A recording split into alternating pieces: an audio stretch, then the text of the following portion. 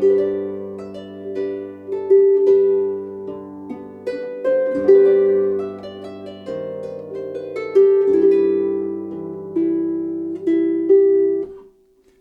everyone, it's January 29th, 2019. It's Tuesday. It's Harp Tuesday. Welcome to this edition of Harp Tuesday. And in this episode, I'm finishing my look at Barbara Brundage's excellent arrangement of Scheherazade for lever harp. And fantastic arrangement. I did an episode looking at the first half.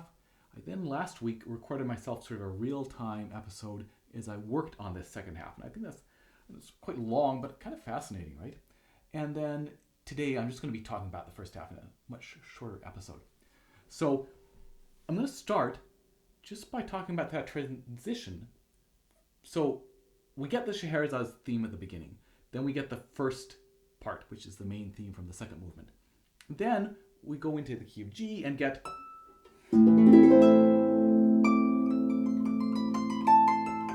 this Scheherazade theme again. And it finishes off. I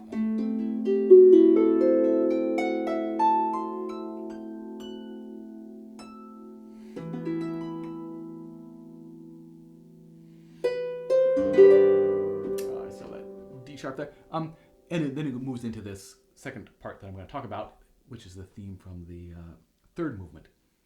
So, just thinking about how we want to transition from that Scheherazade theme.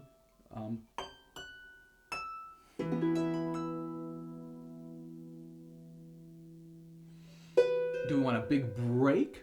A feeling of, okay, this is over. So for example, it's a long orchestral piece. And between movements, probably there'll be a bit of a pause.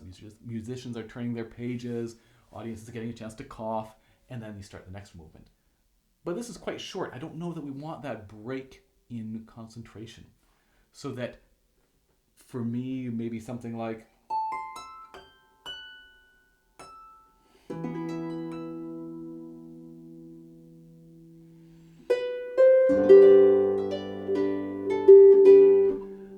almost a little bit of a breath between those two ideas, and then we after the Scheherazade theme, and then we move into this lovely dance-like little theme.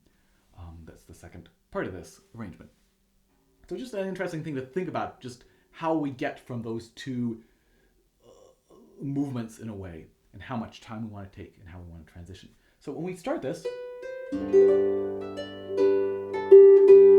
the first thing I want to mention is just thinking about the sort of tone, the sort of sound that we want. In the first half, this whole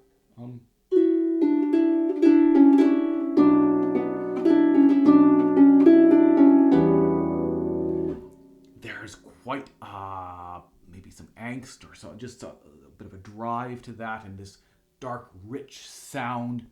And so we're maybe thinking a slow, firm close to try to get that type of sound.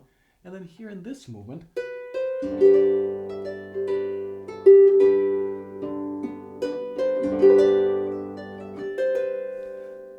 much more dance-like. So I wouldn't, not a thin sound, but I would be thinking lighter, more supple, and just kind of dancing on the strings. Again, we want a connection, but maybe a lighter one.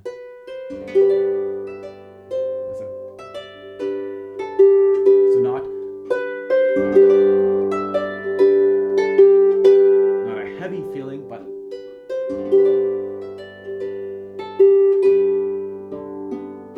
anyway, again, just something interesting to think about. So quite quickly in here we get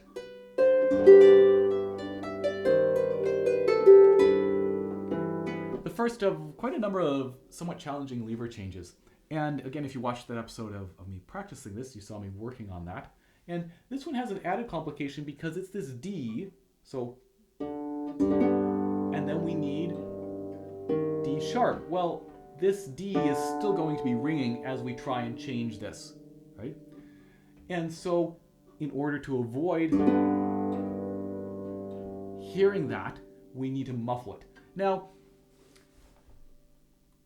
of course, it can depend, right, on the lever system you have on your harp, on how loudly you're playing, on the resonance of the harp, and how big a string, right? So if we play a low wire string, this low D here, quite a long time after playing it, we would hear that lever get changed. Whereas if we play a very short string, a little bit of a sound, but it fades away, and the change is much less obvious than some of these bigger strings. So again, you might find that there's enough sound going on here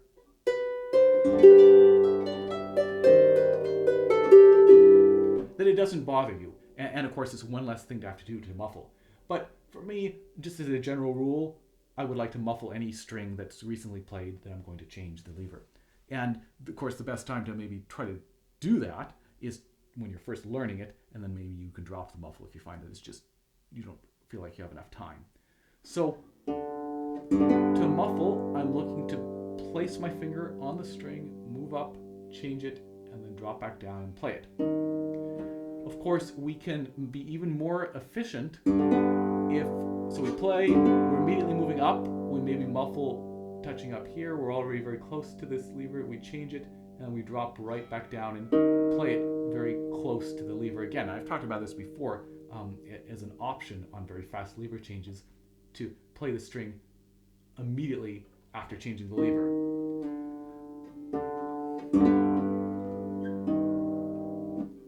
In this case, I think we probably have enough time to play more middle of the string, which is maybe get a different sound and one that I'm looking for in this particular piece.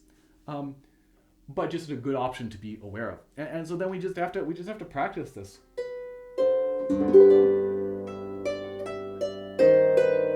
Part of the trick, I think, is being just anticipating, right? So that when we get, if we're looking at where the right hand's going, and now we're starting to think about left hand, that's too late. We have to know as soon as the left hand finishes this chord, it's going to muffle and then change.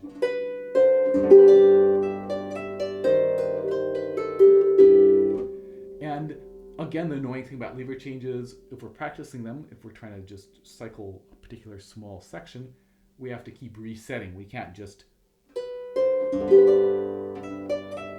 oh, let's try it again. No, we have to change it down again, which is not part of the action of what we're trying to practice. And again, you can watch my real-time practice session if you want to get potentially some ideas on terms of how to practice lever changes.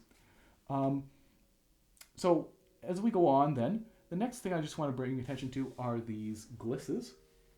The wonderful thing about being a teacher is you learn lots of things from your students. So I have a student who's working on this, and by default, when I was looking through this, I was just doing that gliss with my right hand. But she came in and she did.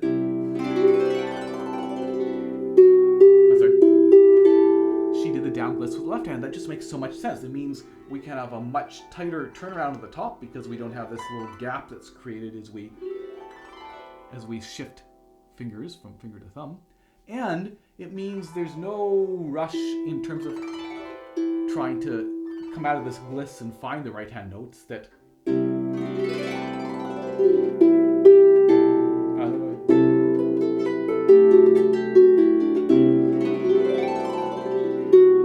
we can just have that right hand easily be ready because the left hand's the one that's glissing. So excellent idea. Highly suggest that.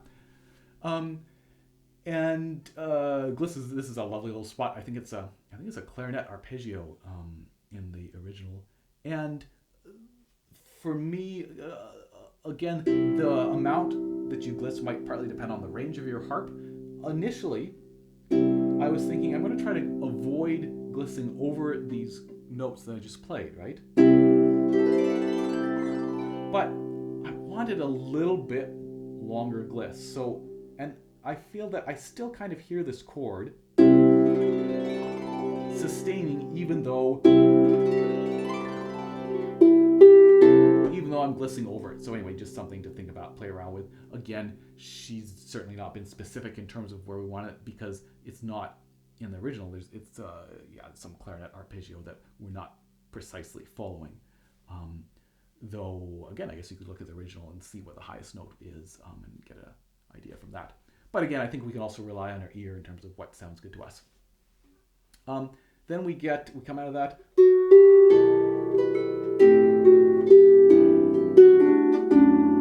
This little section.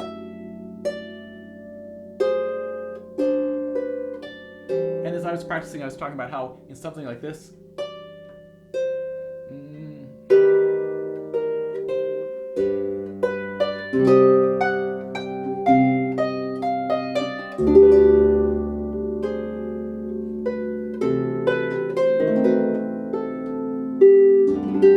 we need to memorize a lot of that, or at least I do, because while I can maybe find the strings without looking at them, I can't find the levers. So I don't have eyes to both read the music and be looking up and finding all these lever changes. Again, as we get into this, there are some cases where we're going to play. So for example,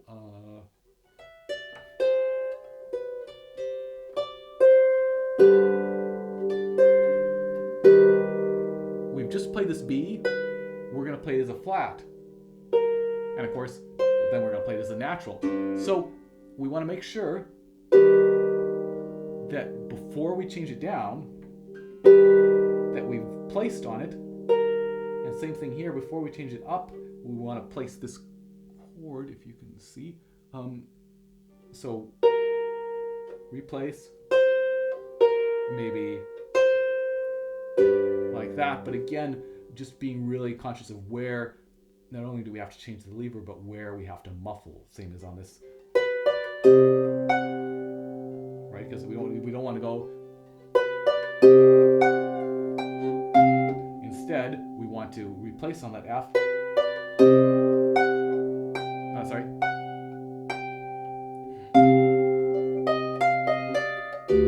Same thing here. We play this A flat, replace on it, then we're free to change it. Another muffle, and put these back up, and then we repeat. So definitely a challenging spot for lever changes. Maybe not super hard for the hands, but for the lever changes and for the muffling, kind of fun to work through that and get that going. Then second ending, we get, sorry about this G, it just broke a couple days ago. It goes out of tune pretty quickly. Same thing, right hand's got a few more notes in some of these chords, left hand's got some slightly different patterns.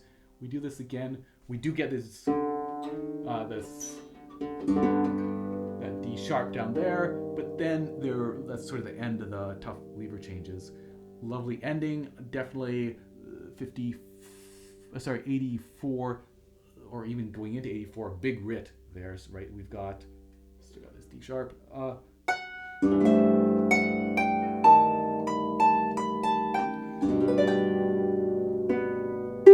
Very expansive.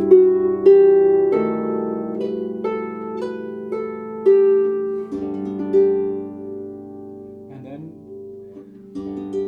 that's it for that theme. And so then, again, thinking about transitions, once more we're going to hear the Scheherazade theme, and so I think trying to time this muffle, get rid of all these low, wouldn't be worried so much about the B, but this G that might have been ringing on from earlier, and these two, G and D, getting rid of all these bottom notes as this note appears. Kind of magical, right? That we get, or maybe a little softer. Out of nowhere. And this is how the orchestral piece closes, right? With one last statement of the Scheherazade theme. Pretty soft. We might be even a little bit softer than we've been on the other two times. And then this ending, bit of a surprise, right?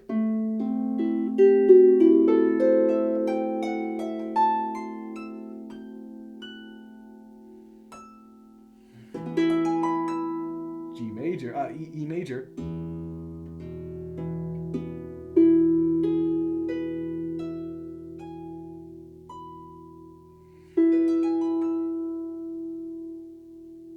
I'm sorry about that. G. So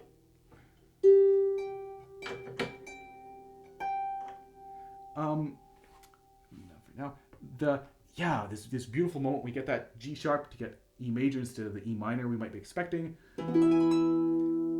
This little arpeggio, I'm fingering 4, 2, 1, 3, 2, 1, 3, 2, 1, 2. And then another suggestion from the same student, why not repeat this G sharp? So on this final chord, instead of, which doesn't have the third, it could be a E major or E minor, let's play that G sharp in the right hand. Can't play the left hand because we don't have a G sharp. To just reinforce that we are ending in this glorious E major. So beautiful arrangement, beautiful piece, lots of fun to play. I hope you've had fun listening to that, and maybe you've been inspired to take a look at this piece. Again, this was a suggestion by a patron and viewer, and I'm always looking for suggestions. No guarantees that I will do your suggestion. It might get put on the list, but I'd love to hear any suggestions that you might have in the comments, or of course you can always email me at info@joshlayne.com. So thanks for watching. I'll see you in 2 weeks' time. Cheers.